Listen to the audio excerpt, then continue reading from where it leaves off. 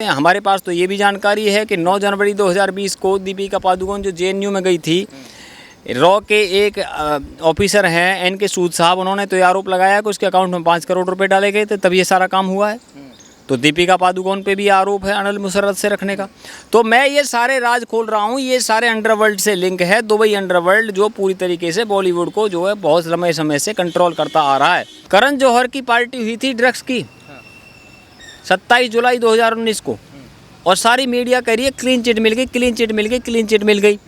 लेकिन क्विंट ने एनसीबी के हवाले से लिखा है, ऑफिशियल तौर पर लिखा है, एनसीबी ने कहा है कि जो है उसे कोई क्लीन चिट नहीं मिली। अब बताइए मुझे, आप क्या कहोगे? आप बॉलीवुड की दुनिया अगर इस तरह से करती रहेगी तो आज वो ख़त्म होने के कगार पर है। सारी साउथ की फिल्में चल रही हैं, बताइए वो कौन सी फिल्म है? लाल सिंह चड्ढा 150 करोड़ कमा करके और केवल 50 करोड़ पे निपट गई, 100 करोड़ का घाटा हो गया उसको। और कहाँ साउथ की फिल्में केवल 200-400 करोड़ में बन करके और हज़ारों करोड़ में कमा रही है। ये सारी दुनिया के सामने वो देशभक्ति पे बना रहे हैं, वो कोई गंदापन नहीं दिखा रहे हैं, वो किसी प्रकार की अश्लीलता नहीं दिखा रहे हैं, वो कोई ड्रग्स नहीं दिखा रहे हैं, वो देशभक्ति पे ला रहे हैं। एस राजा मौली ने तो इतना बड़ा जो है भारत की प्राचीन पद्धति यानी कि माहिष्मती के किंगडम के आधार पर बनाई हुई फिल्म को 1500 करोड़ तक पहुँचा दिया। नमस्कार, आप देख रहे हैं ऑल इंडिया न्यूज़ और मैं हूं दीपक शर्मा आपके साथ। देखिए, जनता जो है बॉलीवुड का पूर्ण बहिष्कार करने की बात कर रही है, तो वहीं बॉलीवुड से भी बॉलीवुड सितारे जनता को सबक सिखाने की बात करते हैं। अर्जुन कपूर का भी हाल ही में एक बयान सामने आया है। तापसी पन्नू अपनी फिल्म को बॉयकॉट करने की डिमांड करती हैं। आइए मनजीत सिंह से जानते हैं कि वो क्या सोचते हैं इस बॉयकॉट को लेकर। हम ये सोचते हैं कि ये जो बॉयकॉट हो रहा है ये इनके कर्मों की वजह से हो रहा है। इन्होंने भारत विरोधी गतिविधियां जारी रखी हुई हैं। अंडरवर्ल्ड का पैसा मुंबई की फिल्मों में लगता है, ये जग जाहिर है, इसमें किसी को कोई डाउट नहीं है। अभी लाल सिंह चड्ढा का जो बायकॉट हो रहा है ये वाजिब है, क्योंकि आमिर खान ने जो कर्म किया है, तुर्की के जो राष्ट्रपति हैं एर्दोगन, उनसे उन्होंने जिस तरीके से मुलाकात करी और उनको जा कर के जो है अप्रोच किया उन्होंने अपनी लाल सिंह चड्ढा फिल्म के शूटिंग के लिए, वो इतना गलत एक्शन है। आप मुझे बताइए, तुर्की का राष्ट्रपति एर्दोगन भारत के खिलाफ बयान देता है लगातार, कश्मीर पर पाकिस्तान के स्टैंड का समर्थन करता है। और इतना ही नहीं है, उसने यूएन की जनरल असेंबली में, संयुक्त राष्ट्र संघ के अंदर कश्मीर के मामले में भारत के खिलाफ बयान दिया है। जब 370 धारा हटी थी तब भी उसने भारत का विरोध किया।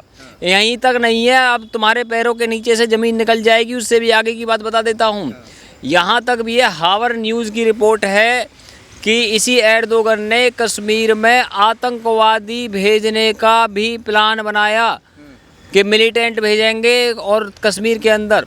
ये जो है हावर न्यूज़ की, जो अरब का एक बहुत बड़ी न्यूज़ एजेंसी अरब दुनिया की, गल्फ की, 15 दिसंबर 2020 का ये बयान है। हावर न्यूज़ की एजेंसी के हवाले से बता रहा हूँ मैं आपको, ये अंदर की खुफिया रिपोर्ट थी उस न्यूज़ के अंदर।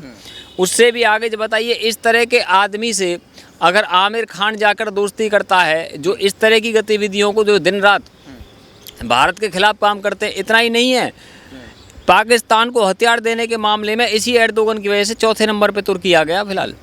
और इतना उन्होंने टाई बढ़ा दिया है कि वो जो है ऐसी योजनाएं बना रहे हैं कि जो बहुत ख़तरनाक योजनाएं हैं पाकिस्तान के साथ मिल करके। अब तुर्की जो है यूरोप में पड़ता है, एक जो है विकसित देश है, इसलिए उसके पास पैसे की कमी नहीं है, इसलिए वो मदद कर रहे हैं। चलिए आगे की बात करते हैं। जब बॉलीवुड वालों को ये सारी बात पता है कि भाई ये देश विरोधी आदमी हैं, तो फिर वो बॉलीवुड वाले इसका बायकॉट क्यों नहीं करते? भाई उनको करना चाहिए बायकॉट, बहिष्कार। अभी तो वो कह रहे थे कि भाई जो है कश्मीर फाइल्स के मामले में आमिर खान ने जो है कश्मीर फाइल्स के मामले में उसकी प्रशंसा कर दी इस फिल्म की। क्यों करी? क्योंकि उसे पता लग गया बायकॉट तैयार है तुम्हारा, पहले से ही बहिष्कार तैयार।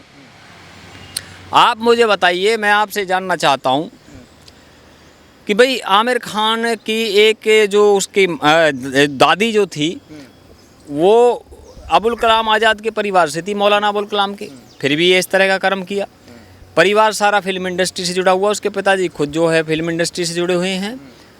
अब ये घटनाएं हो करके तो फिल्म इंडस्ट्री के लोगों को तो सोचना चाहिए ना कि भाई इतने लंबे समय से कोई फिल्म इंडस्ट्री में है, लेकिन इनको सबक लेना चाहिए। अगर भारत सरकार ने ये मान रखा है कि एर्दोगन से जो मिलेगा वो भारत का दुश्मन है, इसी तरीके से भारत सरकार ने सलमान खान को भी एक बार जानकारी दी थी कि भाई जो है जिसके कॉन्सर्ट में तुम जा रहे हो सलमान खान, अमेरिका के अंदर ह्यूस्टन में उसका कॉन्सर्ट होना था, 10 अप्रैल 2020 को इसके कॉन्सर्ट में जब तुम जा रहे हो रेहान सिद्दीकी के में, ये रेहान सिद्दीकी पाकिस्तान की ISI का एजेंट है।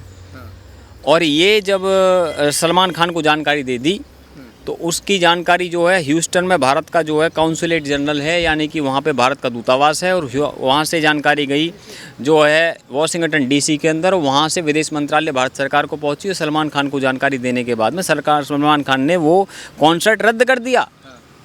तो बताइए, भारत सरकार की बात अगर वहाँ पर सलमान खान ने इस तरह से मान ली तो आमिर खान को भी माननी चाहिए, उसको भी एर्दोगन से नहीं मिलना चाहिए, क्योंकि भारत सरकार का स्टैंड है कि इस आदमी से जो मिलेगा वो भारत का दुश्मन होगा। दूसरा उदाहरण और दे देता हूँ आपको, जो भारत का जो वायलेशन है, भारत सरकार ने शाहरुख खान को जो है नोटिस दिया इनकम टैक्स डिपार्टमेंट ने कि भाई UAE के अंदर, दुबई के अंदर जो तुमने पाम जुमेर आइलैंड पे जो तुमने बंगला खरीदा है ये गैर कानूनी है, आपने भारत सरकार को जानकारी नहीं दी। क्यों नहीं दी भाई? और वो बंगला दिलाने वाला जो है, वो जो बंदा है वो भी ISI के लिए काम करता है। तो इस हालात में हम आपसे जानना चाहते हैं मिस्टर कि आपने जो है उस बंगले को, कह रहा है कि मैं नखील नाम के एक बिजनेस डेवलपर ने मुझे गिफ्ट किया है। अरे गिफ्ट किया तो भारत सरकार के इनकम टैक्स डिपार्टमेंट को आप जानकारी दीजिए। ये भारत के अंदर कानून है कि कोई भी गिफ्ट हुई प्रॉपर्टी विदेश में मिलेगी अगर भारत के नागरिक को तो जानकारी देनी पड़ेगी, आपको बता रहा हूँ मैं। लेकिन उसने गैर कानूनी काम किया तो बॉलीवुड वाले देखिए किस तरीके के काम में लगे हुए हैं। अरे इतना ही नहीं है, अनिल मुसर्रत जो कि इमरान खान के लिए फंड रेज करता था, वो बंदा 8 मई 2018 को आनंद आहूजा सोनम कपूर की शादी में आया और उसको बिजनेसमैन ऑफ द ईयर का अवार्ड मिला। वहाँ पे UK के अंदर बहुत पैसे वाला आदमी है और वहाँ के प्राइम मिनिस्टर से मिलता रहता, वो भी पाकिस्तान के लिए काम करता है। और बॉलीवुड वाले जो उसके एक बुलावे पे चले जाते हैं। हमारे पास तो ये भी जानकारी है कि 9 जनवरी 2020 को दीपिका पादुकोण जो JNU में गई थी, रॉ के एक ऑफिसर हैं NK सूद साहब, उन्होंने तो ये आरोप लगाया कि उसके अकाउंट में 5 करोड़ रुपए डाले गए थे, तब ये सारा काम हुआ है।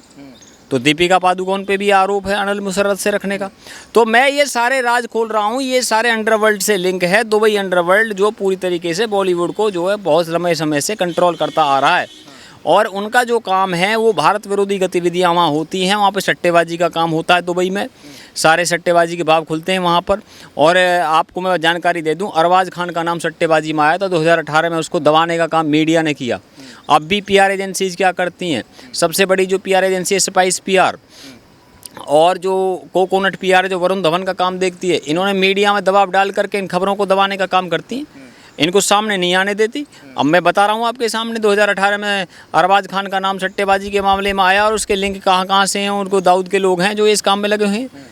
अब मुझे बताइए ये किस तरह की गतिविधियों में। इसलिए मैंने कहा कि लाल सिंह चड्ढा का जो बाइकआउट है वो सिर्फ एक बाइकआउट नहीं है, उसमें बॉलीवुड को एक होने की ज़रूरत है और इसका पूरी तरीके से, क्योंकि ये क्या है कि इन लोगों ने लगातार अगर भारत विरोधी गतिविधियां करते रहेंगे और उससे भी आगे ड्रग्स का काम जो है, ड्रग्स की बड़ी बड़ी पार्टियां चलती हैं। शर्लिन चोपड़ा ने तो ये बताया है कि भाई कोलकाता नाइट राइडर्स की पार्टी के अंदर, कोलकाता नाइट राइडर्स पार्टी के अंदर बड़ी बड़ी सेलिब्रिटीज़ की पत्नियाँ थी और एक बार NCB बुला ले, उनके नाम भी बता देंगे।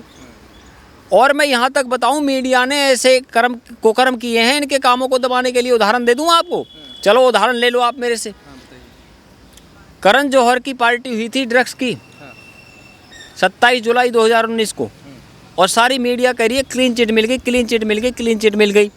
लेकिन क्विंट ने NCB के हवाले से लिखा है, ऑफिशियल तौर पर लिखा है, NCB ने कहा है कि जो है उसे कोई क्लीन चिट नहीं मिली। अब बताइए मुझे, आप क्या कहोगे? आप ये मनजिंदर जीत सिंह सिरसा की FIR पे, वो FIR तो भी रद्दी नहीं हुई, ये किस बात की क्लीन चिट है? जब आप जो क्लोजर रिपोर्ट कहाँ फाइल हुई है बताइए उसकी, मुझे बताइए आप। उस पार्टी में कौन कौन था? करण जौहर था, उसके अंदर रणबीर कपूर था, अर्जुन कपूर था, मलाइका अरोड़ा थी, दीपिका पादुकोण थी, जोया मुखर्जी थी, उसके अंदर ये सारे लोग थे, वरुण धवन और शाहिद कपूर थे। एक एक का नाम मैंने आपको यहाँ पे गिनवा करके बता दिया है। अब आप मुझे बताइए, जब ये सारे नाम सामने आ गए तो उसी वक्त वहाँ जो मुंबई के पुलिस कमिश्नर रहे होंगे 2020 में, उन्होंने कार्रवाई क्यों नहीं की? क्योंकि वो तो परमवीर सिंह थे। परमवीर सिंह तो वही एक्यूज्ड है, आप जानते हो इस बात को, जिसने अर्नब गोस्वामी के मामले में क्या से क्या खेल किए थे। तो ये सारा एक नेक्सस है। नेक्सस क्या है कि पॉलिटिक्स, अंडरवर्ल्ड, बॉलीवुड, इनका आपस में घालमेल है और बड़ी बड़ी पार्टियां होती हैं मुंबई के अंदर और वो पार्टीज बेसमेंट के अंदर होती हैं, गुप्त तरीके से होती है। उसमें पॉलिटिक्स के लोग भी जाते हैं, उसमें मुंबई के जो बॉलीवुड के लोग भी जाते हैं और उसमें अंडरवर्ल्ड के लोग भी जाते हैं। मुझे बताइए ये सब वो चीज़ें होती हैं, आज तक किसी मीडिया वाले ने खुफिया कैमरा लगा करके उन पार्टीज को दिखाया क्यों नहीं है? इसका उदाहरण तो दे दिया गया है। उदाहरण मैं आपको इसका सबूत दे देता हूँ, सबूत ले लो। कंगना राणावत ने अपने इंटरव्यू में कहा है कि मैं ऐसी कई क्लोज पार्टियों में गई हूँ और चाहे तो मेरे से भारत सरकार जानकारी ले ले। और इतना ही नहीं है, जो 6 सितंबर 2019 को रेनेल अब्राहम नाम के एक बॉलीवुड को रिपोर्ट करने वाले पत्रकार ने द रणवीर शो के अंदर कहा है कि मैं बॉलीवुड की क्लोज पार्टियों में गया हूँ, उनके अंदर ड्रग्स यूज होता पानी की तरह। और वाइप स्वैपिंग कितनी घिनौनी बात है। और ये चीज़ भी वहाँ होती है। अब बताइए क्या रह गया? अच्छा, आपने ड्रग्स की जैसे बात करी है कि ड्रग्स की पार्टियाँ होती थी, जब पार्टी का खुलासा हो जाता था तब जनता सवाल नहीं करती थी इनके ऊपर, तब जनता बॉयकॉट नहीं करती थी, लेकिन आज विरोध क्यों? आज विरोध ये है क्योंकि सुशांत सिंह राजपूत के केस के बाद में ये सारे विरोध शुरू हुए हैं बॉलीवुड के। सुशांत सिंह राजपूत के जो घटना से पहले कोई भी विरोध बॉलीवुड का नहीं होता था। बॉलीवुड के अंदर की सच्चाई लोगों को नहीं पता थी। बॉलीवुड के अंदर जो ड्रग्स यूज होता वो नहीं पता था। रिया चक्रवर्ती की चैट में बड़े बड़े लोगों के नाम आए, सारा अली खान का नाम आया उसके अंदर रकुल प्रीत सिंह का नाम आया, उसके अंदर दीपिका पादुकोण का नाम आया। तब ये घटना खुलनी शुरू हुई और एनसीबी के सबसे काबिल ऑफिसर समीर वानखेड़े को भारत सरकार के गृह मंत्रालय ने काम पे लगाया और उसने इन सबको गिरफ्तार करके और इनको जो है कस्टडी में लेकर के पूछताछ करी। फिर उसने आर्यन खान तक को गिरफ्तार किया और इतना बड़ा मामला बन गया कि सारी मीडिया ने पूरी ताकत लगा दी कि किस तरह से बड़े बड़े लोगों को जो है बचाया जाए उसके अंदर। यह पीआर एजेंसीज का ये सारा खेल था और आपके सामने ये सारी घटना मैं आपको बिल्कुल एक्सप्लेन करके बता रहा हूँ। नहीं तो बॉलीवुड का पुराना रिकॉर्ड देख लीजिए। 1989 के अंदर सुभाष घई ने जो एक ड्रग्स के खिलाफ यात्रा निकाली थी, उसके अंदर अनिल कपूर और ये सारे तमाम बड़े बड़े सितारे जो है, उसके अंदर सुनील दत्त वगैरह, ये सारे लोग उस कैंपेन में शामिल हुए थे। संजय दत्त तो खुद ड्रग्स के खिलाफ कैंपेन चलाते हैं, कहते हैं कि मैंने जीवन में बहुत ले लिया, आप मत लें। किसके कहने पर? आर्ट ऑफ लिविंग के कहने पर। भाई जूही चावला और कंगना राणावत तो आर्ट ऑफ उससे जो है वो भी ड्रग्स के खिलाफ कैंपेन चलाती है। भाई कंगना राणावत तो जुड़ी है सदगुरु जग्गी वसुदेव से साउथ के, और जूही चावला भी उसी से जुड़ी हुई है और कुछ लोग आर्ट ऑफ लिविंग से जुड़े हुए हैं।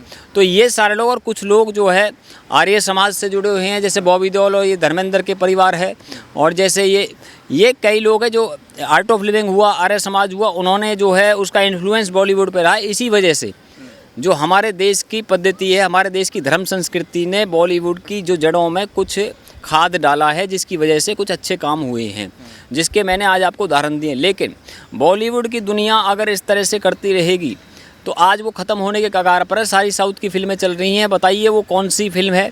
लाल सिंह चड्ढा 150 करोड़ कमा करके और केवल 50 करोड़ पे निपट गई, 100 करोड़ का घाटा हो गया उसको। और कहाँ साउथ की फिल्में केवल 200-400 करोड़ में बन करके और हज़ारों करोड़ में कमा रही है। ये सारी दुनिया के सामने वो देशभक्ति पे बना रहे हैं, वो कोई गंदापन नहीं दिखा रहे हैं, वो किसी प्रकार की अश्लीलता नहीं दिखा रहे हैं, वो कोई ड्रग्स नहीं दिखा रहे हैं, वो देशभक्ति पे ला रहे हैं। एस राजा मौली ने तो इतना बड़ा जो है भारत की प्राचीन पद्धति यानी कि माहिष्मती के किंगडम के आधार पर बनाई फिल्म को 1500 करोड़ तक पहुँचा दिया। अरे देशभक्ति पर बनी, भारत की आज़ादी पर बनी हुई फिल्म RRR को उसने हज़ारों करोड़ से ऊपर ले गए। तो भाई तुमको क्या दिक्कत है देशभक्ति पे फिल्म बनाने में और धर्म संस्कृति को ऊपर उठाने में? आप बदनाम करने वाली फिल्में क्यों बनाते हो? लक्ष्मी बॉम्ब क्यों बनाते हो? लक्ष्मी के साथ में बॉम्ब शब्द क्यों लगाते हो?